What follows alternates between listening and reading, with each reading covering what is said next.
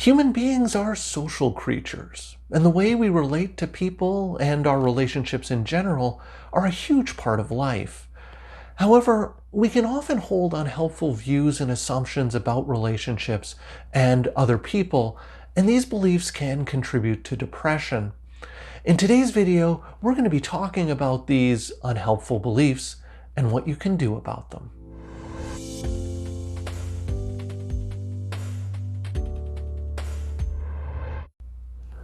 Hi everyone. Relationships are an important and critical part of life, and they can also be an extremely powerful and protective tool in preventing depression. However, people can also hold unhelpful beliefs and assumptions about relationships that can actually fuel and perpetuate symptoms of depression. In today's video, I'm going to be talking about some of these relationship-associated faulty beliefs and assumptions. But before I get into that, just a couple of disclaimers to go over. I'm a registered psychologist in the province of British Columbia, Canada, and this video is for informational purposes only. It is not intended as a substitute or replacement for advice from your doctor or mental health professional. Now, with those things out of the way, let's start talking about faulty relationship beliefs and assumptions. Now, this is the third video in a three-part mini-series of videos on faulty beliefs and assumptions that contribute to depression. If you haven't had a chance to watch the other two videos, I would strongly encourage you to take a look at them because they give you some detailed information about very common beliefs and assumptions that fuel depression, sometimes without us even knowing it. Now, for this final video in the series, I wanted to focus on depression-causing beliefs and assumptions associated with how we relate to other people, as our social contacts can serve as a bit of a double-edged sword when it comes to depression. Relationships can often be very beneficial, but sometimes they can also contribute to low mood and feelings of helplessness and hopelessness. One common faulty assumption about relationships is that if others disagree with me, then I must be wrong. For people experiencing symptoms of depression, they can often experience a lack of confidence or a lack of belief in themselves. Alternatively, low self-esteem and lacking confidence can contribute to feelings of depression as well. So you can probably see how holding this belief and assumption can contribute to depression. One way of knowing if you tend to hold this belief is to think about, do you often wait to hear what other people think before you express your view about a particular topic? If you're in a meeting, for example, at work, do you wait to hear what other people are saying in order to get a sense of what the general consensus is before you'll share your opinion? People often do this because they're concerned that if they have an opinion that differs from what other people think, then they must be wrong, and it would be embarrassing if they expressed an incorrect opinion in front of other people. Underlying this faulty assumption is that my opinions are always wrong, or that I shouldn't have a right to an opinion that might differ from other people. But think about this. Is this actually the case?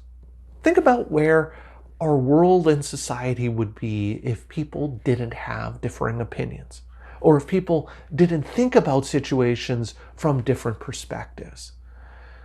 Now, this also isn't to say that everything I believe is always right, or that if other people disagree with me, then they must always be wrong. Rather, this is more about having a healthy respect for your own attitudes and opinions, and recognizing that it's okay, and often a good thing, to express what you think, even if it differs from what others think. Because this can allow for further dialogue and discussion, allowing other people to think differently about their positions and allowing you to potentially reconsider your opinion. So it's not necessarily assuming that any one person knows the right answer, but being willing to express your opinion and listen to other people's opinions. Another common faulty assumption and belief is that the way to be appreciated and accepted by other people is to constantly give and give.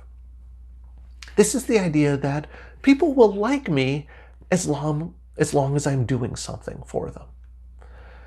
But you can probably recognize the problem or difficulty underlying this belief. By holding this belief that people will appreciate me only as long as I'm doing something for them, the subtle message is that me in and of myself, I'm not worthy of appreciation and acceptance. It's only what I do for people that causes them to like and accept me. And that if I didn't do these things to serve them, they wouldn't want anything to do with me. It underlies a belief that maybe I'm not worthy of love, or that maybe I'm inherently unlovable for who I am, and the only way to get people to love and care about me is for me to do things for them. One way to know whether or not you hold this belief and assumption is to ask yourself, are you the one that always tends to give more in your relationships? Do you find that many of your relationships aren't reciprocal? The paradox with all of this is that excessive giving and unbalanced relationships can often cause the other person to lose respect for you, particularly if that person is looking for someone to be an equal partner in the relationship. Healthy relationships have a certain amount of give and take. And if all you're doing is giving and all the other person is doing is taking, that's not a recipe for a fulfilling or sustainable relationship. So the idea here is to respect yourself as much as you respect other people. And in turn, this will likely deepen the relationship with the other person and promote a more healthy and balanced relationship, which can be fulfilling and rewarding to both parties. Another common myth that can contribute to depression is a belief that I have to do everything I'm asked to do. This relates to the notion that the only way to be accepted by others is to give and give, but in this belief, it's more about responding and reacting to something that someone else is asking you to do. Now, the thing is, being caring, being responsive, and wanting to help someone out, that's not a bad thing. But if you hold the belief that you have to do everything that you're asked to do, then you're relying on other people to determine what you're going to do. And you're relying on other people to not ask you to do anything unreasonable or anything that you don't want to do. So the thing is, if you hold this belief, you don't get to decide that a request is unreasonable. You don't have the right to defend yourself. You don't have the ability to say no. The other person has control of the situation, and you have to do what they want you to do. This takes away your sense of agency, your sense of responsibility and control over your actions, and can contribute to those feelings of helplessness that are often seen in depression. Additionally, people who hold this belief will often feel angry and resentful toward other people who make requests of them, even though they still go along with those requests. They can often feel like they're being used by other people. Now, the interesting thing is, often the other person doesn't know you're actually feeling this way, and that you don't want to do what they're asking, but you do it because you feel that you have to. Now, the other person may not realize this is a problem because you always do what they ask you and probably assume that you're just very agreeable and happy to do so. So this can lead to very unhealthy cycles and patterns in relationships that can contribute to feelings of depression. Another common relationship myth that can fuel depression is the idea that good relationships have no problems. You can think of this as the "they lived happily ever after" myth.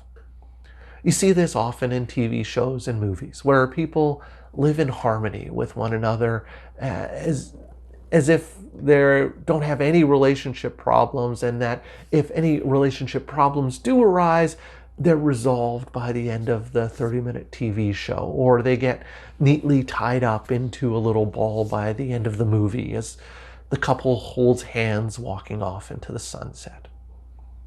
They lived happily ever after.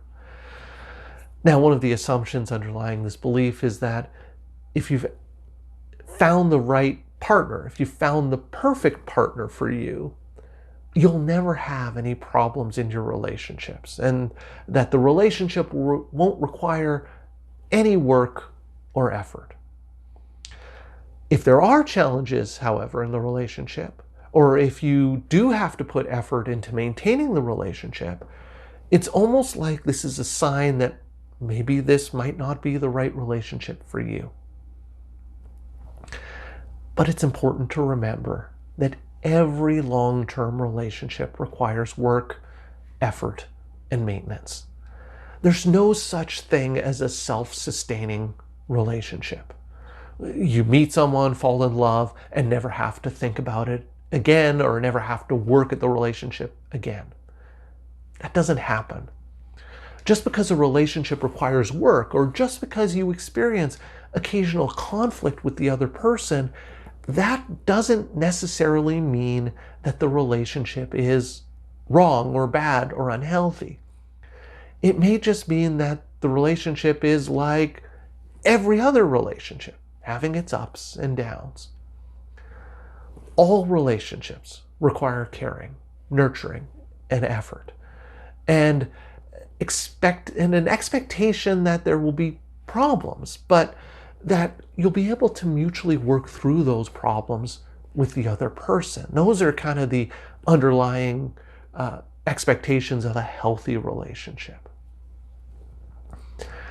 Now, finally, the last myth and assumption is a notion that I have the power to change people. If I care for someone in the right way, if I love them enough, they can become the person they should be, or they can become the person I want them to be.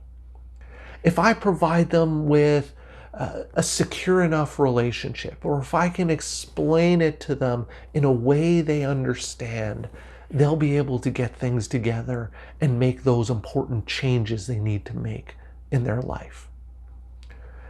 This is rooted in the romanticized idea of love conquers all. But by holding this assumption, it's almost as if I believe that I have enough influence over the other person that will cause them to improve their lives by working harder at school, or giving up drinking, or striving for a better career, or that I can help them save more money or learn to control their temper. Those types of things. Now, often what is underlying this is a tremendous sense of caring and wanting better for the other person. And so it's almost like I'm trying to work harder at the other person's life than they are. The problem is, this doesn't work. You can't work harder at another person's life than they are. Now, I'll sometimes see this with my therapy clients, and it's a sign that things are not going well. If I find myself working harder at therapy than they are, it never works. You see, the thing is, it's hard enough to control my own life and make changes in the areas of my life that I need to change. And so if it's that challenging for me to make changes in my life where I have control over what I do, then you can probably see how impossible it is to think that I could change anyone else simply through the force of my personality or loving efforts. What often ends up happening in situations where you find yourself working harder at the other person's life than they are is that you end up feeling resentful of the other person.